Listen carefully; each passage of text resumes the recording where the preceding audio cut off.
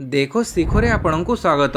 आज मु आपणଙ୍କ ପାଇଁ ନେଇ ଆସିଛି देश विदेशर 30 ଟି गुरुत्वपूर्ण खबर। आपणଙ୍କୁ अनुरोध भिडियोटी को संपूर्ण देखिए, भल लगिले यहाकु लाइक और शेयर निश्चय करिवे। नंबर 1 आउ 3 मास जाए मिलिबो मागणा गैस सिलिंडर और राशन। महामारी जो अधिक प्रभावित होइचंती गरीब दिन मजुरिया, तेणु यहाकु आखि आगरे रखी प्रधानमंत्री अध्यक्षतार बुधवार होइतिबा कैबिनेट और सीसीए बैठक में किसी गुरुत्वपूर्ण निष्पत्ति निया जाइछि। बैठक में निया जाइतिबा निष्पत्ति अनुसार गरीब कल्याण अन्न योजना को नवेम्बर पर्यंत वृद्धि कर जाइछि। नवेम्बर पर्यंत उपभोक्ता को मागणारे 5 किलो चाउड़ किंबा गहम जोगई दिया। जुलाई ठू नहीं नवेम्बर पर्यंत 5 मास एही योजना जारी रहिबो। 81 कोटी लोकंकु प्रति व्यक्ति पिछा 5 किलो चाउड़ किंबा गहम एवं 1 किलो चना प्रति मासरे मिलिबो। सेहीपरि उज्ज्वला योजनार उपभोक्ता को मागणारे जोगई दिया जाउथिबा गैस रो अवधि को आहुरी 3 मास बढ़ाई दिया जाइछि। जुलाई अगस्त एवं सेप्टेम्बर जाए उज्ज्वला योजनार उपभोक्ता फ्री रे सिलिंडर पाइबे बोली सरकारक पक्षरु कहा जाइछि। नंबर 2 गरीब दिन मजुरिया को घर जोगैबे सरकार। सहर में रोहुथिबा गरीब प्रवासी केंद्र सरकार बड़ घोषणा करिसेंती। सुलभ मूल्य रे सहर में रोहुथिबा गरीब दिन मजुरिया और प्रवासी सरकार घर जोगई देबे। केंद्र सरकार एथिपाई अफोर्डेबल रेंटल हाउसिंग कॉम्प्लेक्सेस अर्थात एचआरसीएस को मंजूरी देइछंती। प्रधानमंत्री आवास योजना जरिया गरीब दिन मजुरिया एही घर तैयारी हेबो। केंद्र मंत्री प्रकाश जावड़ेकर एही सूचना देइछंती। मजुरिया 1.15 लाख घर तैयारी हेबो। एही घरे गोटिए बेडरूम एवं रोसई घर रही। एही योजना रे प्राय 600 कोटी टंका खर्च हेबो। सरकारी पांठिरु तैयारी हेबो एही सबु घर। यह व्यतीत 50% अतिरिक्त एफएआर एफएसआई टिकस रिलीफ भड़ी विशेष प्रोत्साहन प्रदान करिवे सरकार। नंबर 3 अगस्त पर्यंत ईपीएफ योगदान देवे सरकार। 15,000 टंका पर्यंत दरमा पाउथिबो कर्मचारी को सरकार 24% पीएफ सहायता अगस्त मास जाए जोगई देवे। बुधवार प्रधानमंत्री अध्यक्षतार बसिथिबा बैठक में यह निष्पत्ति नि जाइछि। यह द्वारा देशर 72 लाख कर्मचारी उपकृत हेबे बोली सरकार कहिसंती। जून रु अगस्त 2020 पर्यंत पीएमजीकेवाई अर्थात आत्मनिर्भर भारत अधीन रे ईपीएफ अवदान 24% वृद्धि करने को कैबिनेट निष्पत्ति नहीं। जो संस्थार 100 रु कम कर्मचारी रही जो 90% कर्मचारी दरमा 15,000 टंका कम रही से सीधासड़क लाभ पाइबे। सरकार अगस्त पर्यंत एभली कंपनी एवं सेमानकर कर्मचारी तरफरु ईपीएफ रे सहयोग करिवे। नंबर 4 अक्टोबर 2 रु सबु सरकारी सेवा ऑनलाइन कहिले मुख्यमंत्री।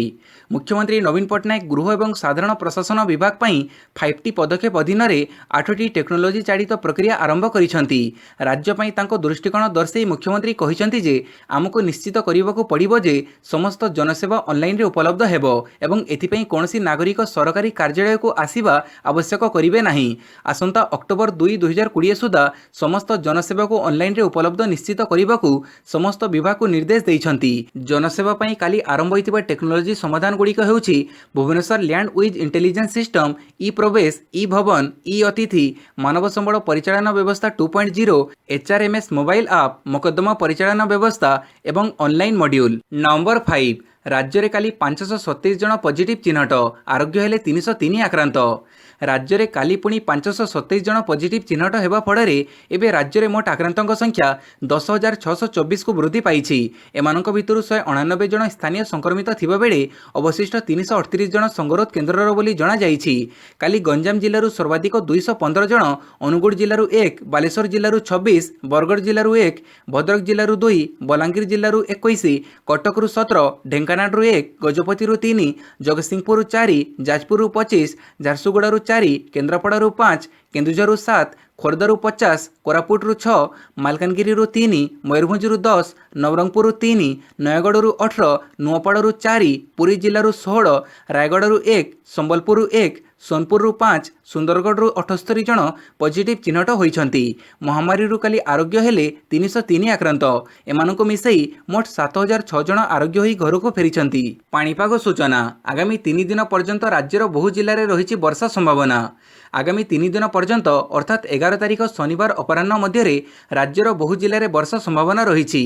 9 तारिख अपराह्न सुधा उत्तर ओडिशा समेत कोरापुट, मालकानगिरी, रायगड़ा, गंजाम, गजपति, कंधमाल और ओडिशार अवशिष्ट जिला मानकर गोटे किंबा 2टी स्थान में हालुकरू मध्यम वर्षा सह वज्रपात हेबार संभावना अधिक रही। सेहीपरि रायगड़ा, गजपति, गंजाम, कंधमाल, बलांगीर, झारसुगुड़ा, संबलपुर, सुंदरगढ़, देवगढ़, केन्दुझर, मयूरभंज जिलार गोटे किंबा 2टी स्थान में वज्रपात हेबार संभावना रही दृष्टि ଏହି ସମସ୍ତ ଜିଲ୍ଲା ପାଇଁ ୟେଲୋ ୱାର୍ଣ୍ଣିଂ ଜାରି କରିଛି ପାଣିପାଗ ବିଭାଗ।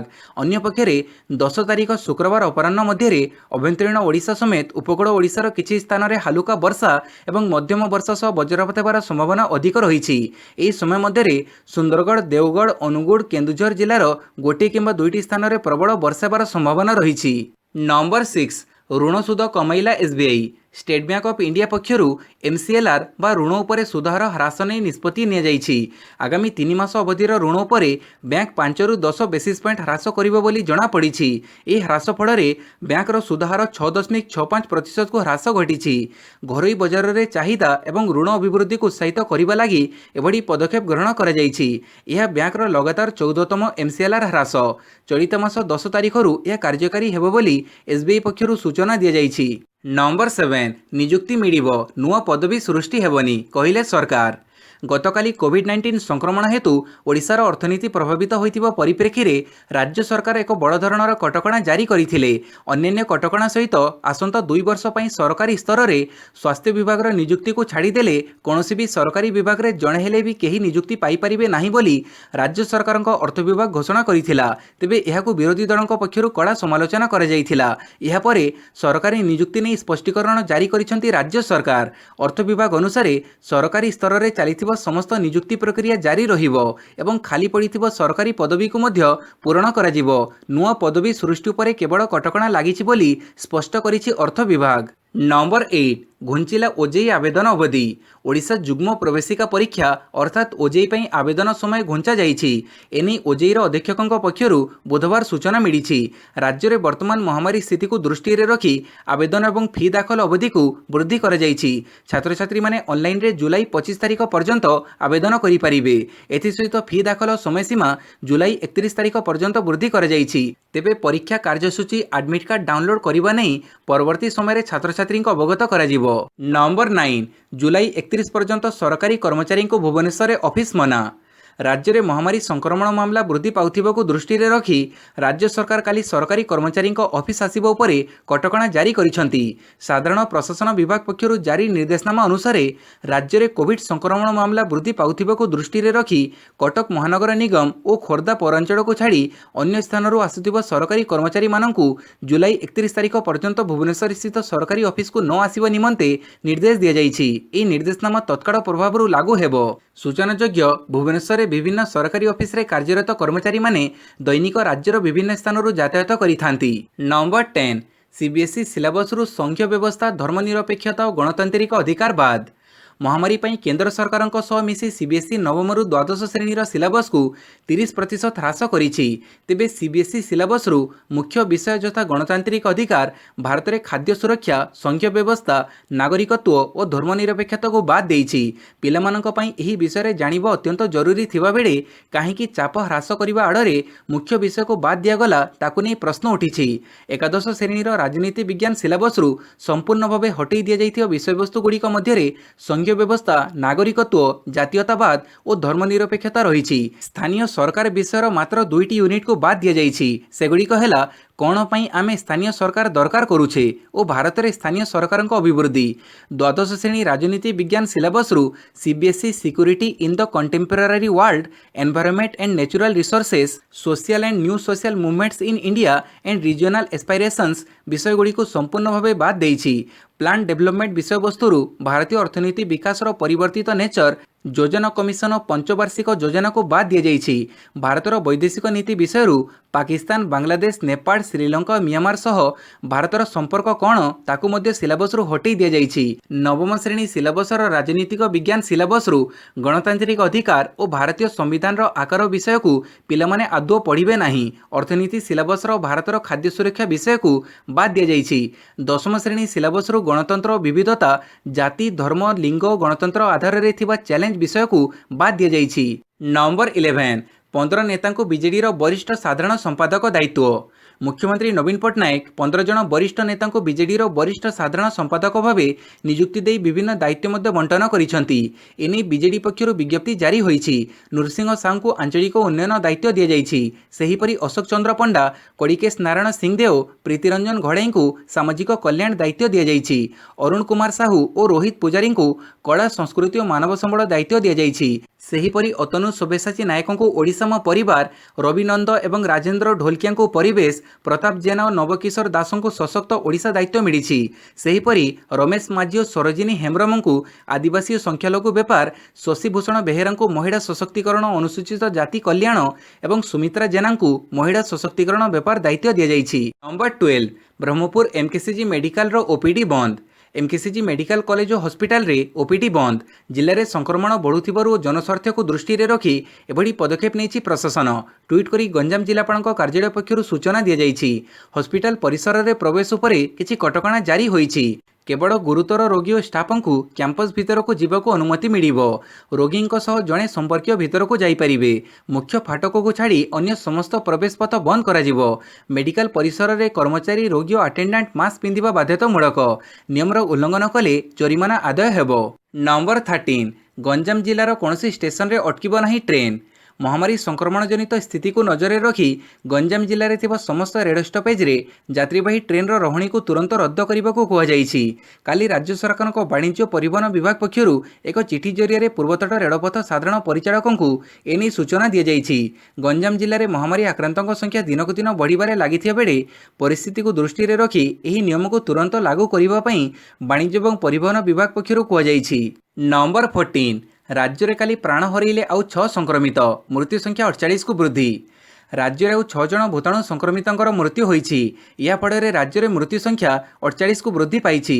सेमानंक मध्यरु 3 जन गंजाम जिल्लार होइथिबा बेले खोर्धा, रायगड़ा और केन्द्रापड़ा जिल्लार जणे लेखाएं अछंती। एही 3 जनक मृत्यु परे गंजाम जिल्ला में महामारी जनित मृत्यु संख्या 27 रे पहुंचीथिया बेले कटक रे एही संख्या 5 होईछि। सेहीबड़ी खोर्धा जिल्ला में 8 जनकर मृत्यु घटिथिया बेले पुरी, बरगड़, सुंदरगढ़, अनुगुड़, जाजपुर, गजपति, रायगड़ा, केन्द्रापड़ा जिल्लारू जणे लेखाएं पॉजिटिव चिन्हटंकर मृत्यु होईछि। महामारी व्यतीत अन्य रोग में पीड़ित मृत्युवरण करथिबा लोकंक संख्या 13 रहिछि। नंबर 15 रिव्यू पिटिशन दाखल करने कुलभूषण मन करिथिबा कहिला पाकिस्तान। भारतर पूर्वतन नौसेना अधिकारी कुलभूषण जाधव मामला रे पाकिस्तान सूचना देइछि। कुलभूषण को पाकिस्तान रे मृत्युदंड रे दंडित करा जाइछि। यह विरोध रे Bharat international court of justice जाइथिला। आईसीजे पाकिस्तान को मृत्युदंडर पुनर्विचार करिबा पई कहिथिला। एही क्रम रे कुलभूषण जाधव मृत्युदंड विरोध रे रिव्यू पिटिशन दाखल करिबार थिला। हेले काली पाकिस्तान कहिछि जे कुलभूषण रिव्यू पिटिशन दाखल करिबा को चाहू नाहंती। पाकिस्तान रो अटर्नी जनरल दाबी करिसेंती जे 2020 मसिया जून 17 रे भारतीय नागरिक कुलभूषण को रिव्यू पिटिशन दाखल करने को कहुଯାଇଥିଲା, किंतु से कौनसी रिव्यू पिटिशन दाखल करिवे नाही बोली कहिसंती। तेबे तांको पाखरे थिबा क्षमा आवेदन विकल्प को से बाछिसंती। नंबर 16 देश में बेकाबू महामारी, दिनकरे प्राय 23,000 पॉजिटिव। देश में दिनक दिन महामारी स्थिति भयंकर होबारे लागिछि। कंटेनमेंट जोन, टेस्टिंग और ट्रेसिंग को जोरदार करा जाइथिले हें भारत में महामारी प्रकोप कमिबार ना धरुनी। वर्तमान विश्वर महामारी क्षतिग्रस्त राष्ट्रंक मध्य तृतीय स्थान रे थिबा भारत में पुणी 24 घंटे 22,752 जनकर रिपोर्ट पॉजिटिव आसीछि। फଳରେ देश में आक्रांतों संख्या 7,42,417 रे पहुंची जाइछि। सेहीपरि 24 घंटे आउ 482 जन महामारी रे आक्रांत होई आखि बुझिछंती। याको मिसई देश में महामारी जनित मृत्यु संख्या 20,642 को वृद्धि पाइछि। तेबे आरोग्यंक संख्या काली 4,50,000 अतिक्रम करिछि। एजाए मोट 4,56,831 जन सुस्थ होइथिया बेले 2,64,944 एक्टिव केस रहिछि। नंबर 17 गांधी परिवार नारे थिबा 3 ट्रस्टर तदंत करिवे सरकार। आर्थिक हेरफेर करने अभियोग रे केंद्र सरकार गांधी परिवार नारे थिबा 3टी ट्रस्टर तदंत करने को घोषणा करिसंती। Rajiv Gandhi foundation, Rajiv Gandhi charitable trust और इंदिरा गांधी मेमोरियल ट्रस्ट आयकर फांकिबा सह विदेशरू पांठी संग्रह पर प्रदत्त नियम को उल्लंघन करिथिबा अभियोग होइछि। याको दृष्टि रे रखी स्वराष्ट्र मंत्रालय घटनार तदंत को त्वरान्वित करबा पई इंटर मिनिस्ट्रियल कमिटी गठन करिसंती। एनी मंत्रालयर मुखपात्र सूचना दैछंती। नंबर 18 जुलाई 13 पर्यंत बंद रहिबो भुवनेश्वर आरटीओ 2 कार्यालय। आरटीओ 1 अफिसरू 4 जण महामारी रोगी बाहरिबा परे राजधानी भुवनेश्वर आचार्य विहार छक निकटस्थ आरटीओ 1 ऑफिस को सील करथिला भुवनेश्वर महानगर निगम। तेबे जणे आरटीओ 1 ऑफिसर कर्मचारी संस्पर्श में जणे आरटीओ 2 कर्मचारी आसिथिबा सूचना मिलिबा परे काली संक्रमण सन्देह रे चंद्रशेखरपुर स्थित आरटीओ 2 ऑफिस को बंद रखा जाइछि। आसंता सोमवार पर्यंत आरटीओ 2 ऑफिस बंद रहिबो बोली जणा पड़िछि। नंबर 19 पलातक नीरव मोदीर 329 कोटी टंकार संपत्ति जबत। पलातक हीरा व्यवसायी नीरव मोदी विरोध में प्रवर्तन निर्देशालय कड़ा कार्यानुष्ठान ग्रहण करिछि। आर्थिक अपराध नियम अनुसार नीरव मोदी 329.66 कोटी टंकार संपत्ति जबत करिछि ईडी। जून मास आरंभ में संपत्ति जबत करने नहीं पीएमएलए कोर्ट निर्देश देइथिले। एहा परे केंद्र सरकार नीरव मोदीर समस्त संपत्ति जबत करिथिबा सूचना रहिछि। ईडी जबत करिथिबा संपत्ति मध्यरे मुंबईर 4टी फ्लाट, अलीबागर जमी, एक फार्म हाउस, लंडन रे फ्लाट, यूएई रे फ्लाट, जेरुजेलम रे एक कारखाना समेत बैंक रे जमा होइतिबा टंका एवं शेयर रहिछि। ईडीर एभଳି कार्यानुष्ठान नीरव मोदी को बड़ क्षति होइछि बोली कहुଯାଇଛି। सूचनायोग्य यह पूर्वरु भी नीरव मोदीर अनेक संपत्ति जबत करा जाइछि। नंबर 20 ओडिया आईपीएस ऑफिसर बसंत रथ निलंबित। जम्मू काश्मीर में कार्यरत ओडिया आईपीएस ऑफिसर बसंत रथ को निलंबित करिछि केंद्र गृह मंत्रालय। निकटरे से जम्मू काश्मीर डीजीपी विरुद्ध में अभियोग आनिथिले। एथिसहित अनेक प्रसंग में मुह खोलिथिबारु तांको विरुद्ध में एभଳି कार्यानुष्ठान ग्रहण करा जाइछि बोली जणा पड़िछि। गृह मंत्रालय निलंबन आदेश में कहिछि निकटरे बसंत रथ व्यवहार एवं विशृंखलित आचरण नजर को आसीथिला। या परे गृह मंत्रालय पक्षरु एही निष्पत्ति ने जाइछि। मंगलवार राति गृह मंत्रालय एही निर्देश जारी करिथिबा सूचना रहिछि। एबे तांको जम्मू काश्मीर छाड़ी न जिबाकू गृह मंत्रालय निर्देश देइछि। Number 21 Ganjam Khordha border seal. Ganjam रे महामारी संक्रमितों संख्या उद्वेगजनक स्थिति में पहुंची बेले या उपरे नियंत्रण आनिबाकू उद्यम चढ़ाई जिला प्रशासन। गंजाम जिलावासी को भुवनेश्वर जीव उपरे रोक लगेबाकू गंजाम खोर्धा बॉर्डर को सील कर दिया जाइछि। एने ट्वीट करी सूचना दैछन्ति गंजाम जिलापाल। गंजाम खोर्धा बॉर्डर सील जोगु रास्तार गाड़ी मोटर जाम होइछि। भुवनेश्वर जीवा पई अनुमति मिलु नथिबारु रास्तार गाड़ी गुड़िक अटकी रहिछि। केवल अनुमति प्राप्त तथा सीडीएमओ को अनुमति पाइथिबा गुरुतर रोगी को छड़ा जाउछि। खलिकोट रे उपस्थित थिबा गंजाम एसपी ब्रिजेश राय यह सूचना देइछन्ति। नंबर 22 सरकारी जमी को जगिब लैंड यूज इंटेलिजेंस सिस्टम। राजधानी रे थिबा बहुमूल्य सरकारी जमी को जगिब Bhubaneswar land use intelligence system. यह एक वेब और मोबाइल आप आधारित व्यवस्था। उच्च शक्ति संपन्न उपग्रह चित्र माध्यम भुवनेश्वर अंचल में थिबा समस्त सरकारी जमी को तदारख कराजिबो। क्यों सरकारी जमी को क्योंठी जबरदखल रे रखा जाइछि, सही जमी को क्यों उद्देश्य रे व्यवहार करा जाउछि से समस्त सूचना उपग्रह चित्र जरिया रे सरकार खबर पाइबे। तुरंत यह उपरे कार्यानुष्ठान ग्रहण कराजिबो। एही व्यवस्था रे थिबा मोबाइल आप जरिया रे जनसाधारण सरकारी जमी को जबरदखल रखिथिबा लोकमानक विषय रे सूचना दे पारिबे। भुवनेश्वर थिबा मूल्यवान सरकारी जमी गुड़िकर सुरक्षा पई स्पेस टेक्नोलोजी एवं कृत्रिम गुइंदा व्यवस्था लागू करिबारे ओडिशा देशर प्रथम राज्य रे परिणत होइछि। नंबर 23 दुई दिन लगी बुर्ला को शटडाउन घोषणा कला प्रशासन। संबलपुर महानगर निगम अधीन में बुर्ला को 2 दिन लगी प्रशासन पक्षर शटडाउन घोषणा कर आसंता 9 और 10 तारिख यह शटडाउन घोषणा कर समय रे बुर्लार 3 नंबर 4 नंबर 5 नंबर 6 नंबर और 7 नंबर वार्ड अंचल शटडाउन हेबो बोली कहुଯାଇଛି। केवल जरूरीकालीन सेवा को एथिरो बाद दिया जाइछि। सेहीपरि शटडाउन रु बुर्ला भीमसार कैंप को बाद दिया जाइछि। यह बाद बुर्लार आउ 8टी स्थान रे 144 धारा लागू होइछि। 10 तारिख जाए यह लागू हेबो। Number 24 20,000 rapid antigen test kit Odisha रे पहुंचिला। बुधवार आउ 20,000 रैपिड एंटीजन टेस्ट किट राज्य रे पहुंची। एही किट कटक बड़ मेडिकल सह राज्यर समस्त मेडिकल कॉलेज को दियाजिबो बोली आरएमआरसी निर्देशिका डॉक्टर संघमित्रा पति सूचना दैछन्ति। कटक कैंसर हॉस्पिटल सह 30 जिलार जिला मुख्य चिकित्सालय को एही किट जोगै दियाजिबो। विशेष भाव सर्वाधिक आक्रांत जिला को एही किट अधिक परिमाण रे जिवो। नंबर 25 3 दिन पई पारडाखेमुंडी शटडाउन। गजपति जिला पारडाखेमुंडी सहर को 3 दिन पर जिलापाल अनुपम शाह शटडाउन घोषणा करिसेंति। राज्य जिले में दिनकू दिन संक्रमण वृद्धि पाइबारे लागिछि। एहाको दृष्टि रे रखी जिलापाल एपरी पदक्षेप नैछन्ति। आसंता शुक्रवार शनिवार और रविवार शटडाउन समय समस्त जरूरीकालीन सेवा जारी रहिबा सहित पारडाखेमुंडी को संजोग करुथिबा समस्त रास्ता को सील कराजिबो। एथिसहित शटडाउन चलिथिबा बेले 60टी मेडिकल टीम द्वारा सहर रे स्क्रीनिंग कराजिबो। नंबर 26 अपराधी विकास दुबे को सूचना देले मिलिबो 5 लाख टंका कहला यूपी पुलिस। दुर्दांत अपराधी विकास दुबे जी सूचना देव ताकू 5 लाख टंका पुरस्कार राशि दिज्व एभली घोषणा करिछि उत्तर प्रदेश पुलिस। कानपुर एनकाउंटर में 8 जन पुलिस शहीद होगा पर यह पछरे मास्टरमाइंड को धरिबा पई उत्तर प्रदेश पुलिस राति दिन एक कर एजाएं विकासर टेर मिली नथिबारु बुधवार यूपी पुलिस ता नारे थिबा पुरस्कार राशि को 2 गुणा करिछि। पूर्वरु यह 2.5 लाख थिला। सूचनायोग्य कानपुर एनकाउंटर में पुलिस और अपराधी मुहांमुही समय विकास दुबेर गुड़ी में 8 जन पुलिस जवान शहीद होते। विकासर अपराध प्रमाण को खोजिबा पई पुलिस निजर सबु बड़ लगे देइथिबा चर्चा हेउछि। नंबर 27 बैंक उपरु तुटुछि चाइनीजों भरोसा, सरकार आनिले नुआ नियम। महामारी कारणरू चीन अर्थव्यवस्था भुशुड़ी पड़ी। यह नजर रखी चाइनीज माने एबे बैंक रु टंका उठे नेउछंती। या परे बेजिंग सरकार नुआ नियम आनिछि। एणिकी जो माने बैंक रु मोटा अंकर टंका उठेबे किंबा जमा करिवे सेमानंकु पूर्वरु बैंक को अवगत करिबाकु हेबो। नंबर 28 7 दिन पर बढ़िला डीजेल दर। डीजेल दर लगातार 29 तारिख पर्यंत वृद्धि घटीला। काली पुणी डीजेल दर बढ़ी। भुवनेश्वर में भारतीय तैल निगम पक्षर डीजेल दर लिटर पिछा 23 पैसा वृद्धि कर फल डीजेल दर 78 टंका 92 पैसा छुई। अन्यपक्षे पेट्रोल दर एवं 81 टंका 1 पैसा स्थिर रही। कालीर दर विचार को नेले पेट्रोल दर यही समय मध्य लिटर पिछा 9 टंका 29 पैसा और डीजेल दर 11 टंका 19 पैसा महंगा हो गलानी। नंबर 29 आरंभ है इंग्लैंड वेस्टइंडीज प्रथम टेस्ट। क्रिकेट प्रेमी खुशी खबर। महामारी जोगु गत किछि मास धरी बंद थिबा क्रिकेट स्टाडियम पुणी चलचंचल होईछि। काली आरंभ होईछि इंग्लैंड और वेस्टइंडीज मध्य खेला जाउथिबा सीरीजर प्रथम टेस्ट मैच। इंग्लैंडर साउथहम्पटन ठारे थिबा रोज बाउल स्टाडियम ठारे यह आरंभ होईछि। तेबे वर्षा जोगु खेल अटकी रही। यह समय सुधा इंग्लैंड 1 विकेट हरई 34 रन संग्रह करिथिला। आजिर एही टेस्ट मैच उपरे समग्र विश्वर क्रिकेट प्रेमी नजर रही। कारण महामारी जोगु गत किछि मास धरी क्रिकेट बंद रहिबा परे यह होछि प्रथम मैच। नंबर 30 एशिया कप रद्द हेबा नै घोषणा कले सौरभ गांगुली। भारतीय क्रिकेट बोर्ड अध्यक्ष सौरभ गांगुली बुधवार कहते कि महामारी को नजर रखी चलित वर्ष होगा एशिया कप रद्द कर दि जाइछि। गांगुली इंस्टाग्राम रे आलोचना समय कहते कि एशिया कप रद्द कर दि जाइछि। यह कहवा कष्ट हेबो कि भारतर प्रथम अंतर्जातीय सीरीज केउठी हेबो। आमे निज प्रस्तुति पूरा कर सारिथिलु किंतु सरकारक नियम को देखि आमे अधिक किछि करि परिबा नाही। आमे तरबर हेउनु कारण खेलाड़ी स्वास्थ्य प्राथमिक तथा गुरुत्वपूर्ण।